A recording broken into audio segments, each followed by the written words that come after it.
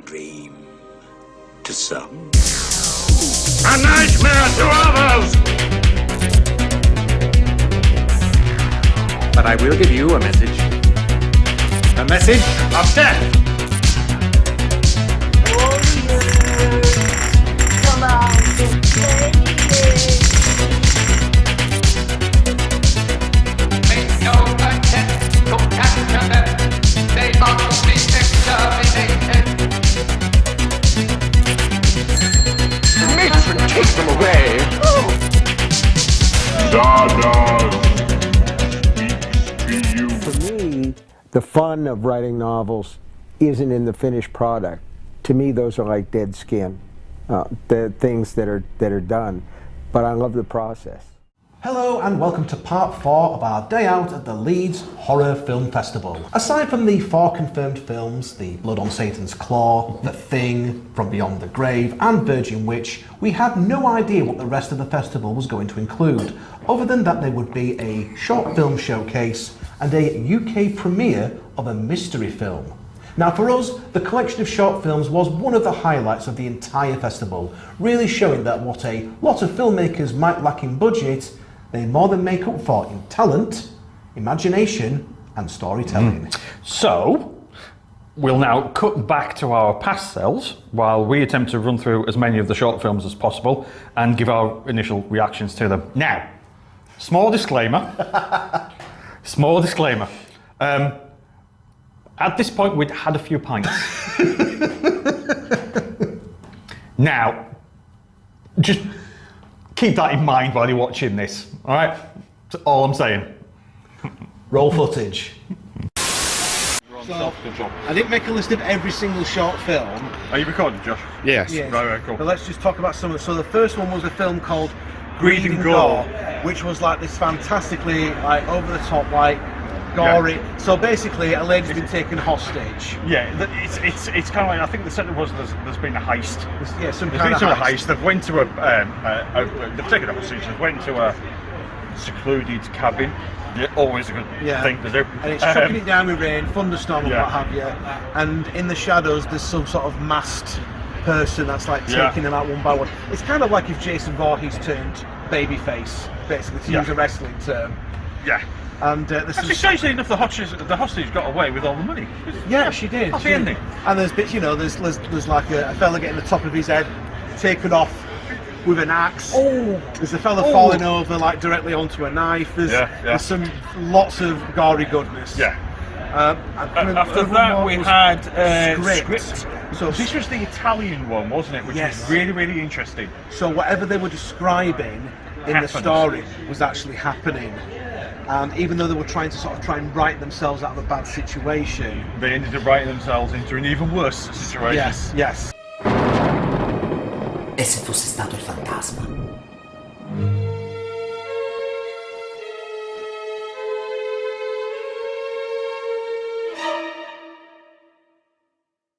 After script, we had Caregiver. So Caregiver.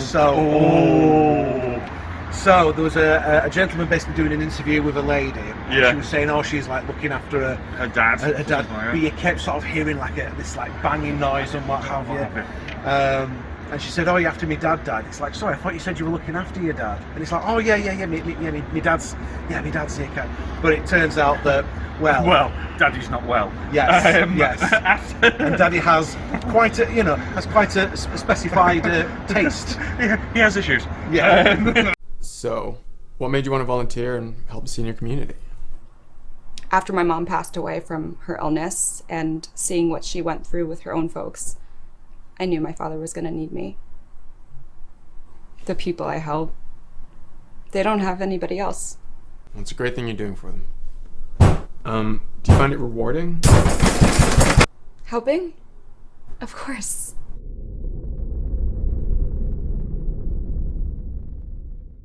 Then we had Bad Penny. Bad Penny. So Bad Penny was directed by Tony Hipwell, who Zombie Film Festival fans will know was one of the guys who was behind the fantastic series Zomblogalypse. And this is him like doing like a thing on his own. It was actually filmed in the antique shop in York. We've literally just been talking to him now. Yeah. And it's basically about a penny that this the guy who runs the shop basically can't get shut of, and everywhere he goes, there's It turns up. Yeah, there's like someone, a bad penny. Yeah, there's something trying to get him like a bad penny. Yeah. Very spooky.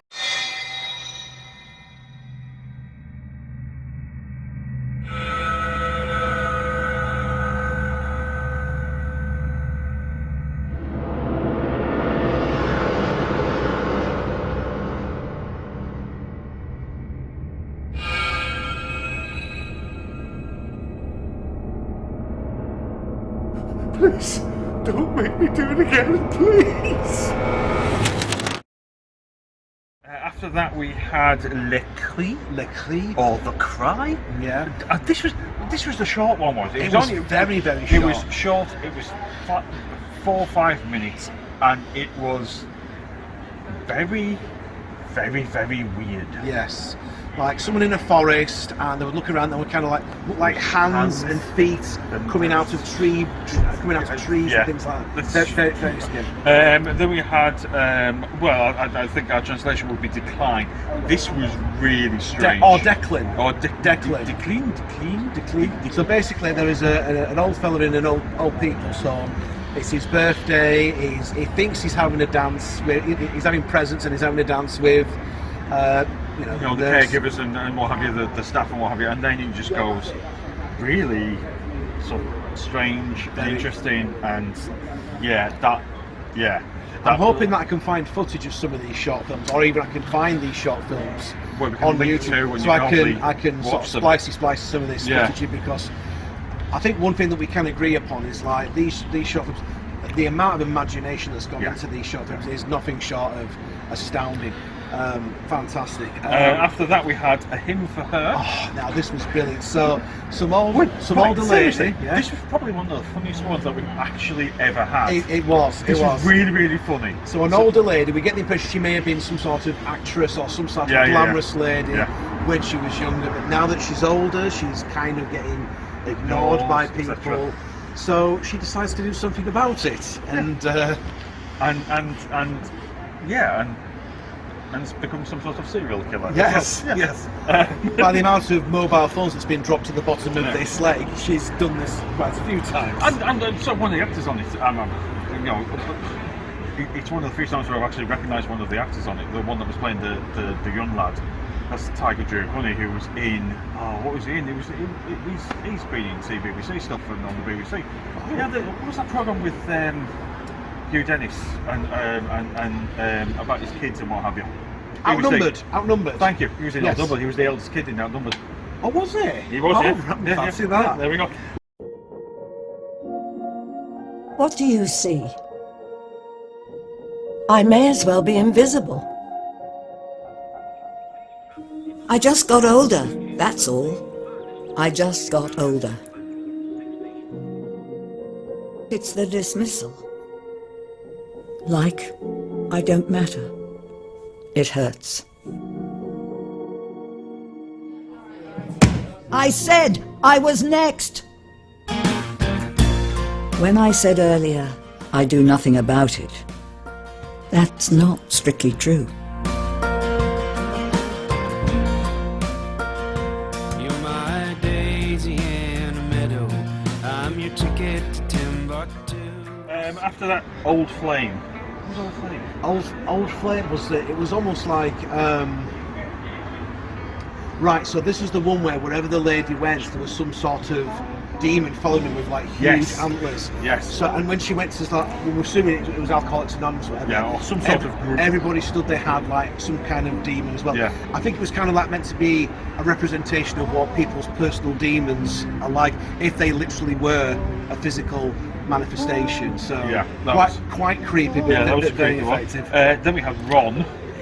So Ron, we've just spoken to the director of Ron. What was it? Well, writer and director. Writer and director. Shook his hand and said, "Well done. That was fucking terrifying." So to which he just went, "Thank you very much." that was a compliment. That was a compliment. The brilliant thing about some of these films is like it's literally a cast of 2 people. Yeah.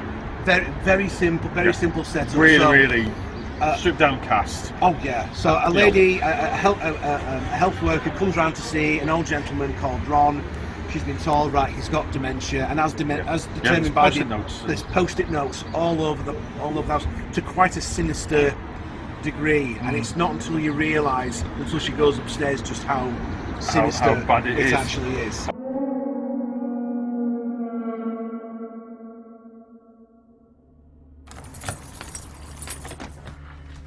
Ron? Is that your family, Ron? Ron, do you take sugar?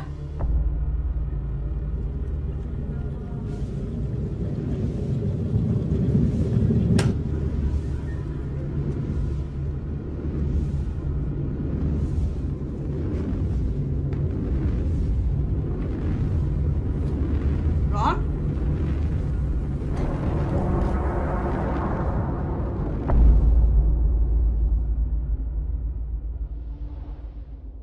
Again, I don't want to be giving away any spoilers. Try and watch these films for yourself because they really are fantastic. We'll make sure that we've got a list.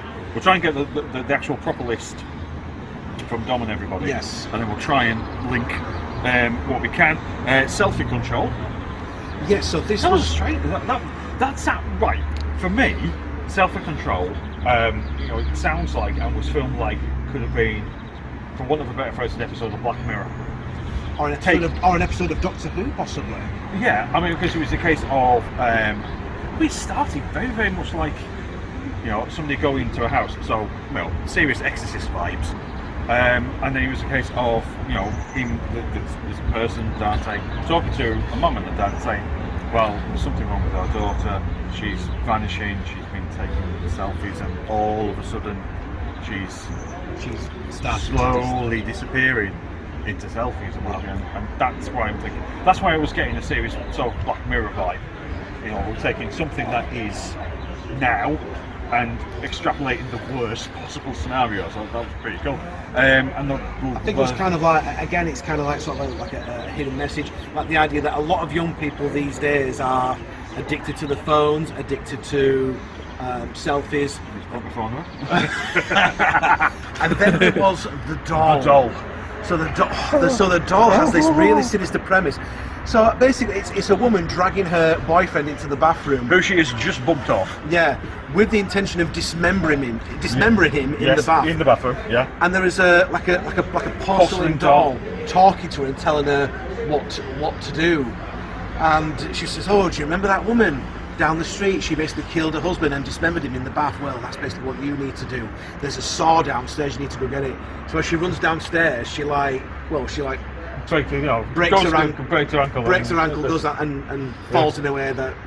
that was quite sinister as well, wasn't it? Especially when she was having a moan, sort of saying, "He wears socks to bed." It's like, I wear socks to bed. You're a freak. What's wrong with wearing socks in bed? Sometimes my feet get cold. You're getting that from your son. How dare you? Like, seriously. But then, of course, the doll turns up again outside a charity shop, and another young couple come across it, and you think, right, this is just going to be a cycle that continues. Are we basically saying that basically charity shops are the devil's work? They are, and you should avoid them at all costs. Absolutely. Scratch that's another one on our road to getting cancelled. yes. Charity, fuck it. He's off. That's it.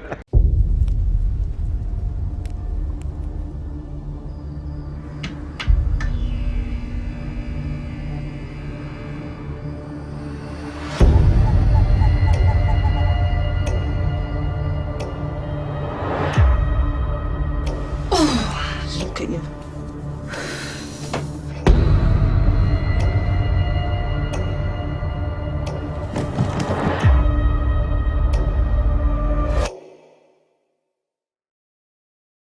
What was the last one that was just one? The last one was kind of like Lwyd. Lwyd. So kind of like this sort of Welsh one, wasn't it?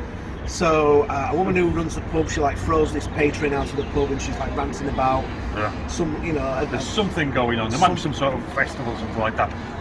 Again, very, very disturbing, quite frankly.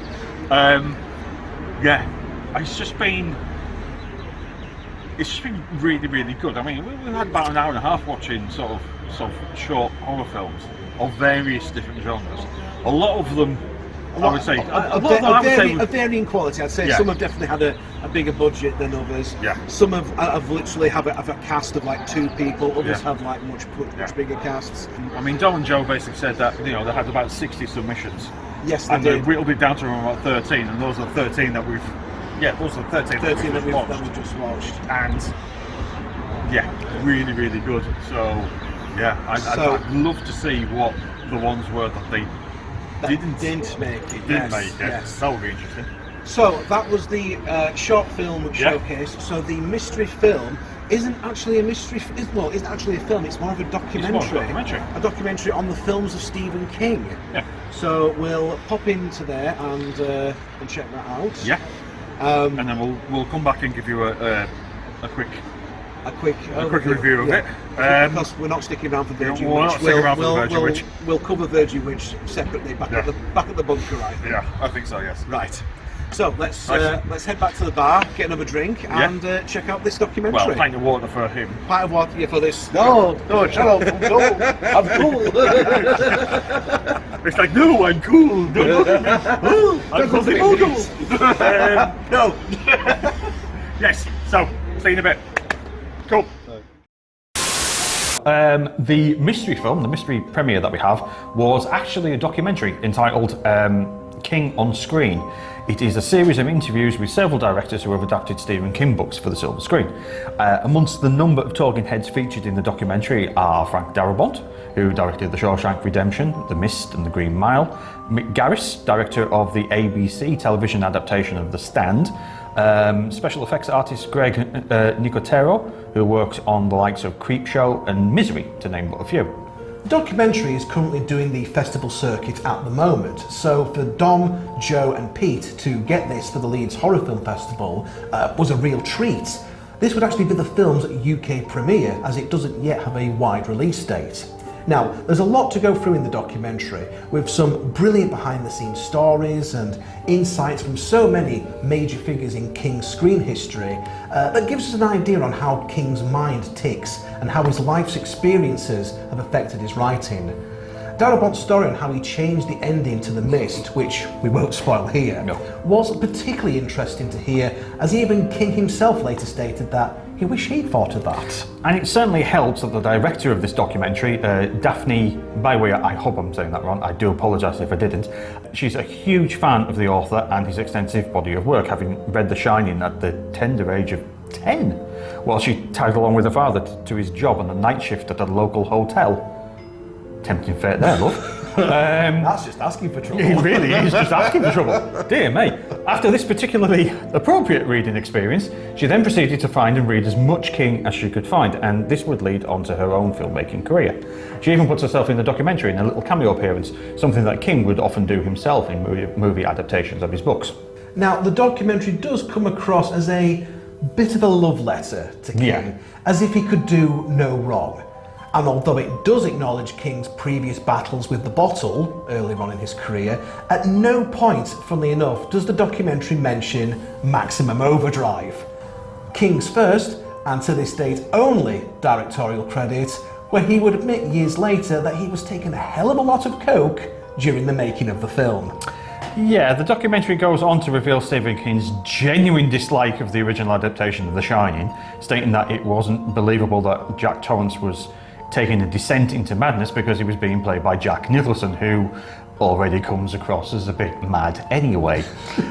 King would have rather had that Torrance was played by someone like, I don't know, Christopher Reeve or John Voight, so that it would be more unnerving when his mental state begins to deteriorate. King was also very upfront about the book being semi-autobiographical. Again, like Torrance, King was also suffering from alcoholism at the time and felt that this wasn't present as much as it should have been in the film. It's the only adaptation of his novels that he could remember actually hating, and described it like a big, beautiful Cadillac, but with nothing inside. Well, that was the polite way of putting it. The less polite way was when he said that the film was a piece of shit. When the story was adapted again, this time as a television movie, King made sure that he was much more hands-on this time round. The television movie is not as good as the film version, but I suppose it is more accurate to the book. And if it's something that King is happier with, then yeah, fair play to him. I think that was the I think the line that I've heard sort of used time and time again with the film version of The Shining is, it's a great Stanley Kubrick film, but it's a terrible Stephen King adaptation.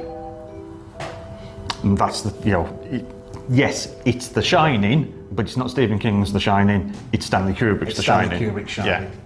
Yeah. The documentary was certainly an interesting one, but there were a couple of things that did bother me. At about 2 hours long, it was a little long and drawn out for a documentary being shown at a horror film festival, especially when we've just had the rapid fire short films beforehand. You know, we've had like one very quick sort of short film after another, and then all of a sudden we get the documentary, which then does seem to drag a little bit. Yeah. And we were talking with Dominic Brunt at one point, and even he was getting a little bit concerned over how long the documentary was going on for, to the point where I think he was considering turning it off. Yeah, turning it off before it finished.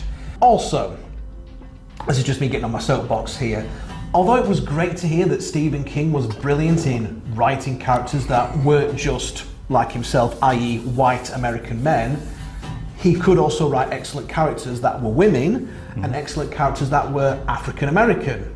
That's great. Well, they kept banging on about that. Yeah. But it does seem rather odd that out of all the talking heads that were in the documentary, I see where you're going with this. yeah, not a single one of them was a woman or African American. Which is a little bit odd. Yeah.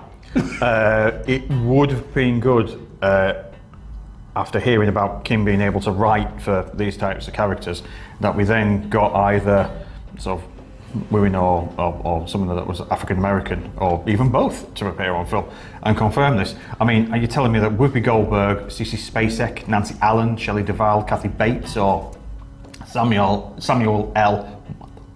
Jackson wasn't available for the afternoon to lend their voices to the documentary? Right. Stood outside. Yeah. So the mystery film actually wasn't a film at all. It was a documentary about Stephen King. And very good it was too. There was like a who's who of people basically singing Stephen King's praises for us. Stephen King's praises and the film adaptations. Yeah. Very good. Very good, interesting stuff. Stephen King famously hated The Shining. Yes, Stanley Kubrick he said it was a piece of shit. His words.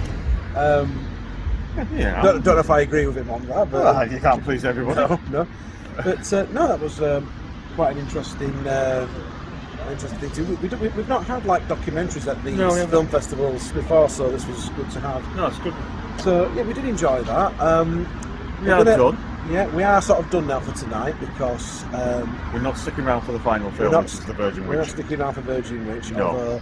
We will finish things off in the bunker where we'll talk about Virgin Witch, and we'll talk about the day as a whole in general, which is great. You've been filming quite a fair bit. Yep. So there will be that. So be sure to come back in the final part for a little bit of this.